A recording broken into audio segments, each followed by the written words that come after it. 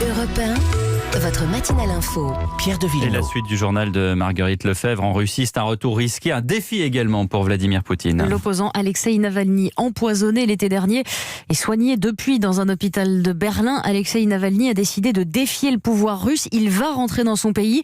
L'accueil qui lui sera fait sera évidemment regardé dans le monde entier. Paul Gogo.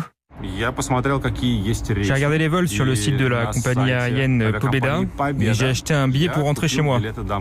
Ce sera donc le dimanche 17 janvier. Je reviendrai à Moscou. Rencontrons-nous. Hospitalisé en Allemagne depuis son empoisonnement l'été dernier, l'opposant Alexeï Navalny promet de faire son grand retour en Russie cet après-midi. Dans cette vidéo publiée en début de semaine, il se dit en assez bonne santé pour rentrer chez lui. Il doit atterrir à l'aéroport Vnukovo au nord-ouest de Moscou à 17h20, heure de Paris. Mais personne n'est capable de dire ce matin ce qu'il adviendra de l'opposant. Sera-t-il autorisé à embarquer à bord de l'avion de cette compagnie russe à Berlin ?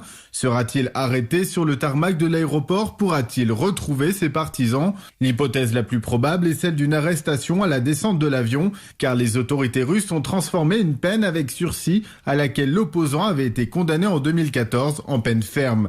Alexeï Navalny est désormais officiellement recherché par les services pénitentiaires russes. Il encourt 3 ans et demi de prison. Moscou, Paul Gogo, Europe 1.